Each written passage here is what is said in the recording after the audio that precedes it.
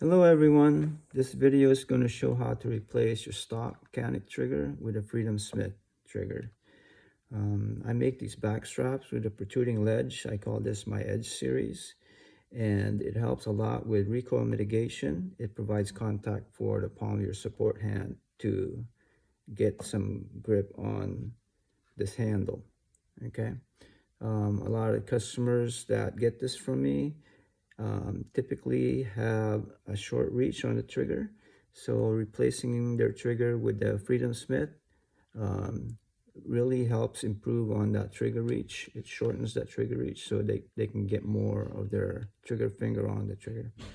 Now I've started to remove some of the parts here, and I've seen some videos where they were removing some parts that I didn't feel was necessary to be removed. So I'm making this video for my customers and for everybody else. Now, the tools you'll need are your pin pusher that came in with your Canik, some kind of cutter, toothpick, and I made this little hook from a paper clip, and I'll show you what that's for later. And also an empty brass casing. First thing you do is remove your slide, and then I've already started to push that pin, that trigger pin, through because it took a little effort. I had to hammer it out, but go ahead and push that out with your pin pusher, and once you push that out, that releases this trigger bar from your trigger. Okay, once that's released, you remove this, just decouple the spring back here from the forward seat. Let me see if I can get that. It shouldn't be that difficult. Just remove that. There you go. That's removed. Okay, hanging out. Okay, once you do that, the next thing to do is to remove that little spring that holds the slide release.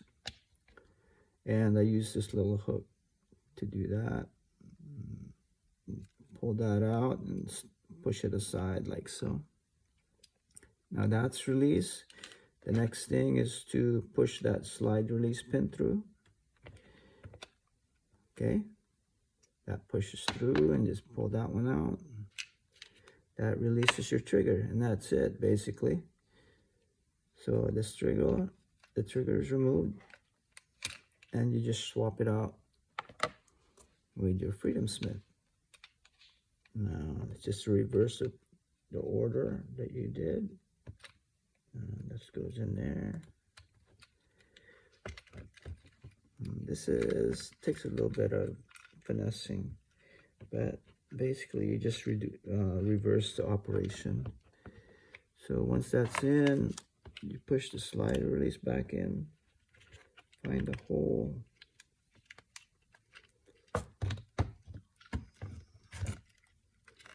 and just a little bit of effort finding that hole. Go in there. There you go. I think I found it. Okay, once that's pushed in, kind of wiggle things around instead of forcing it. So that should be in there. There you go. Now you got to put that spring back on, and I use my little hook again to put it back. There you go. That's in.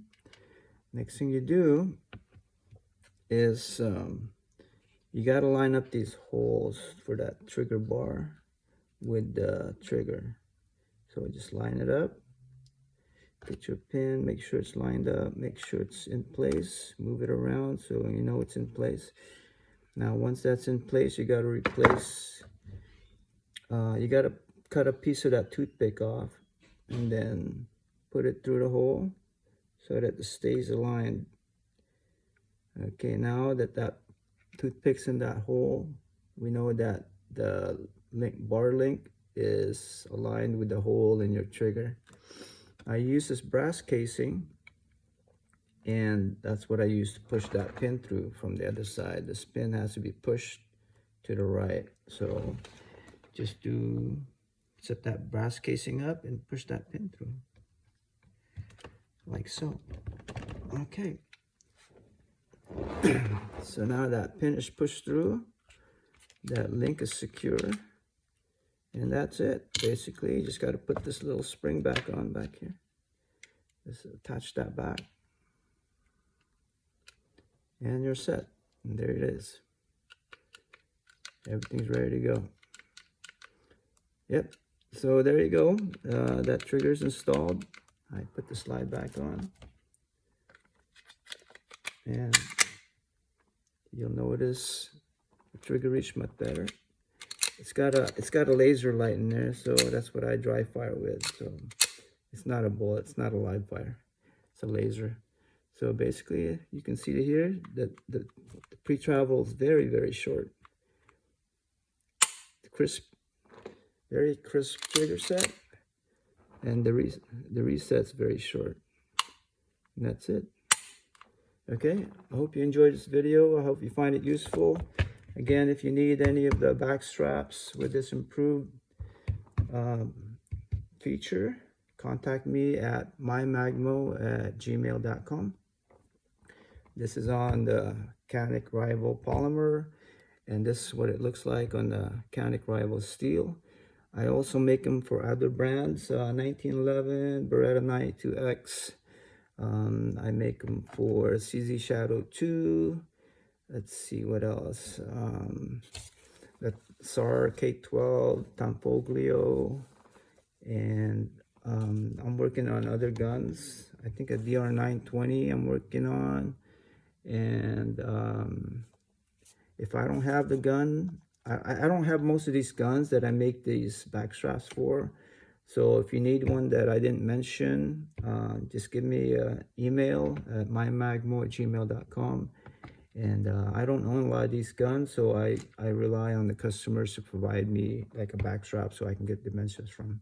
All right, anyway, that's the video. Hope you find it useful, and give me a thumbs up. Talk to you later. Bye-bye.